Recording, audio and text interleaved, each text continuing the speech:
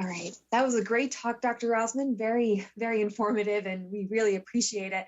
I just want to introduce our next speaker, Sarah Andrus. She's a registered dietitian and nutritionist at Newton Wellesley Hospital, and she'll be giving us a talk on diet and foregut disease. So with that being said, I will hand it off to her.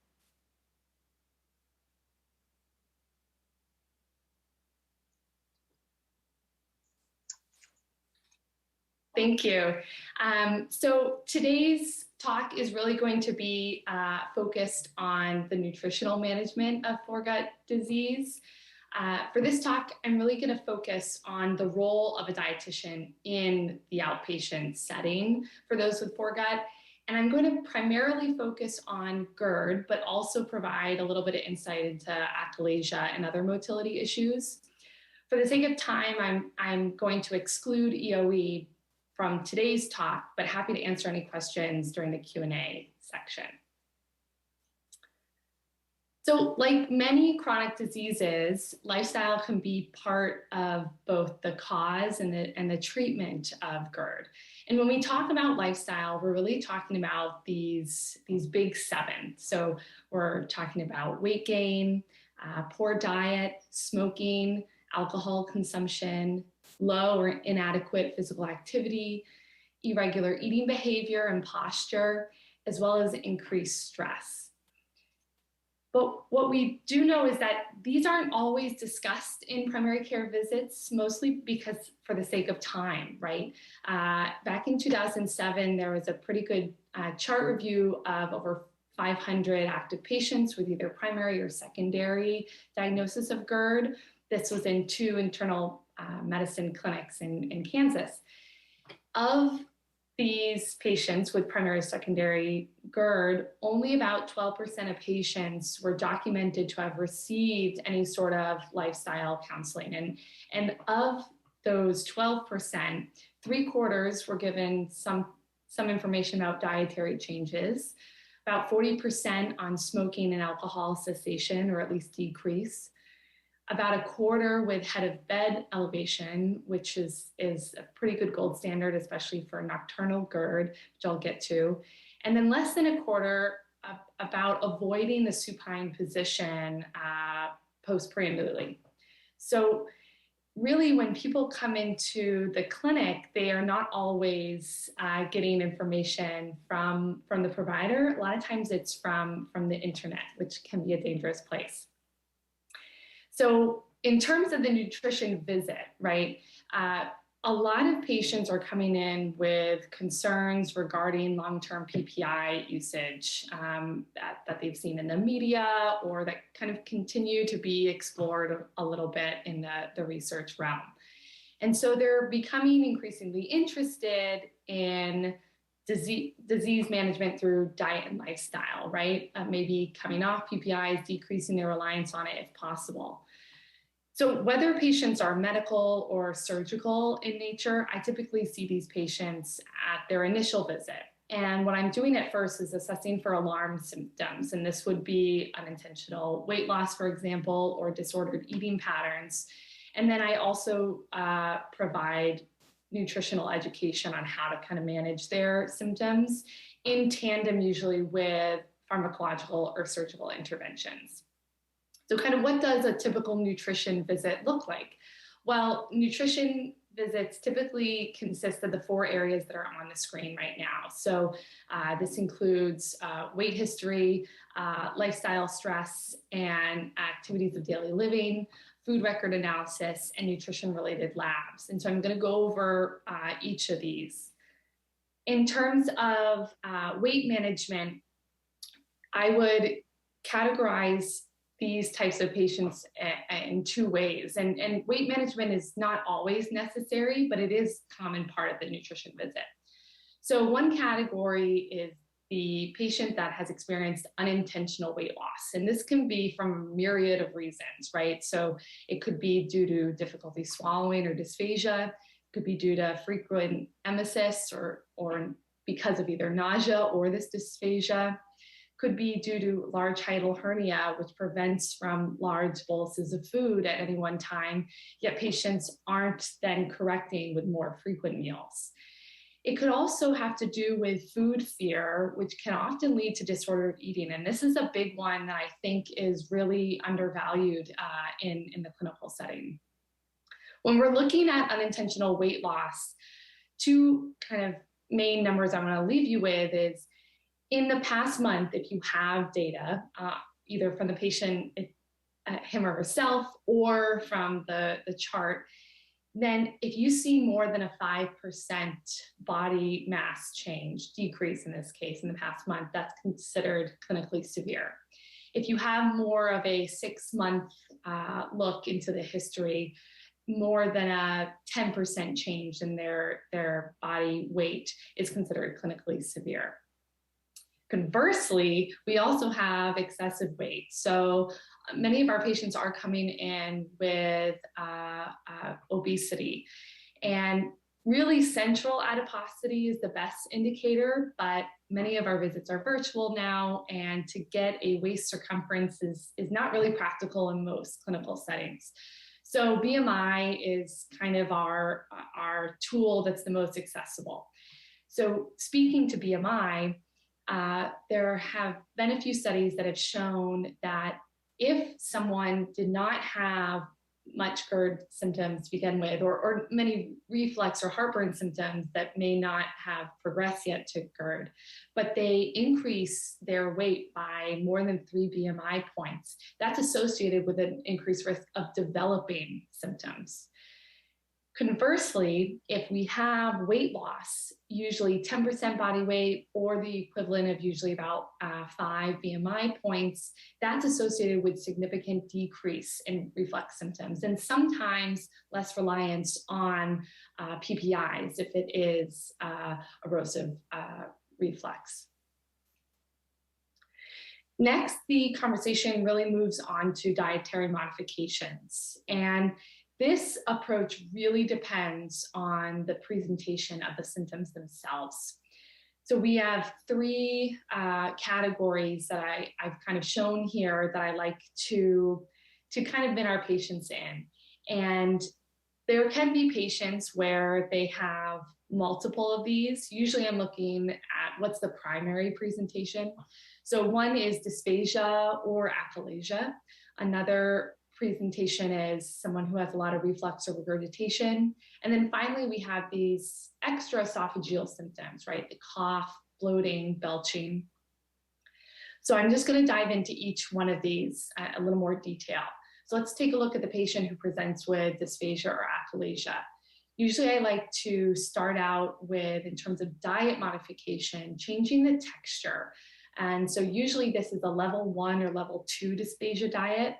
And if you don't have a dietitian in your clinic, usually these handouts can be found through the nutrition department at any hospital. So you can call up the Department of Nutrition and ask for these handouts. In terms of eating behavior, I would say that's equally, if not sometimes more important for these patients. And so I've listed a few examples here. One is upright posture, really helpful. A couple speakers today have talked about the importance of gravity, right? Thorough chewing and the size of your bites. That really is important for helping with digestion later on. Our patients, really everyone, but especially these patients, should be chewing to about an applesauce consistency. If they're not, and that the enzymes in our saliva aren't breaking down the carbohydrates, then that just forces our stomach to break it down and spend more time there, which can lead to kind of that feed-forward mechanism. We also want to think about increasing the frequency of meals. Like I said, sometimes unintentional weight loss can be due to eating less, but still only eating 2 to 3 meals a day. So really what we're looking for is every 2 to 3 hours, we want to make sure that we're eating something. And sipping warm liquids has been shown. There's not a lot of research behind this. There's much more anecdotal evidence. So that one I would like to just say kind of with a little asterisk next to it. And then in terms of weight, these patients are at risk for unintentional weight loss, especially in the clinically severe category. So you really want to think about monitoring their weight on a weekly basis. Second, we have the patient that presents with more reflux or regurgitation. So for dietary modifications, we're talking about decreasing the meal size. A common saying for us dietitians is small, frequent meals. Actually, there was a study with 13 healthy volunteers, and they ingested varying levels of calories at mealtime. And they found that increased calorie consumption was associated with increased intraesophageal acid exposure on pH impedance testing. So we do know that the higher the caloric density of the meal, also potential side bolus, regardless of caloric amount, can be positively associated with acid exposure. Consistent meal schedule is a big one. It's really important to get a sense of the patient's eating patterns through a 24-hour diet recall during the session, or to get a sense of their work-life balance. A lot of people are eating on the go, skipping meals. Really every 3 to 4 hours is ideal. And that's because our digestive tract does have kind of its own circadian rhythm, and it likes to predict when it's going to have a bolus of food and get those gastric juices going. If there's really erratic eating patterns, that's not doing our digestion any justice, and can lead to some of these irregular acid exposures. What's interesting is the macronutrient consumption. So some studies have found that low-fat, high-fiber diets are helpful. So there was a cross-sectional study done in 2005, and they were followed by an endoscopy. And they found that high-fat, particularly saturated fat diets, was associated with increased GERD symptoms, whereas a high-fiber diet was shown to be protective. And most of our patients aren't getting enough fiber to begin with, so this is never a bad one to emphasize during the meeting. And then minimizing abdominal pressure. This one is kind of self-evident, right? The less pressure we have on our abdomen, the less probability, especially if they have a hiatal hernia, of that lower esophageal sphincter being compromised. And so weight loss, if there's central adiposity, addressing constipation, lower GI symptoms are very common in this patient population as well. And then avoiding tight clothing. Elimination diets can be helpful in this population, but really you want to check for history of eating disorders or even disordered eating patterns, even if they're not clinically classified as eating disorders, because this can be triggering for those patients. Again, this really should be patient specific. And sometimes it can be you eliminate all the foods and then bring them back systematically, or look at their diet and eliminate one at a time based on how prevalent they are in the diet. But really the goal is to have the least restrictive diet as possible. If we look at this table here, I kind of like this. It's from a 2019 study by Newberry and Lynch. And it really just kind of summarizes the proposed mechanisms of dietary or behavioral modifications on GERD symptoms. So again, the top part of this is all the common foods that all of our patients read online that may or may not trigger reflux. Again, no randomized control trials. Food studies are really hard to do and control for. But there are these proposed mechanisms, and it's important to know that it really does depend. Diet should be individualized based on symptoms. But I think the eating behaviors, in my experience, are way more important. So how you eat and the way in which you eat is more important than really what you eat for symptoms. And then in terms of these extraesophageal symptoms, the bloating, belching, coughing, food records are really helpful tool. This can be insightful for both the patient and the provider. So with bloating and belching, Common triggers tend to be carbonated drinks, constipation, or IBS-like symptoms. For IBS-like symptoms, the low FODMAP diet can be helpful in up to 60 to 70% of patients with IBS. So again, that's on a case-by-case basis.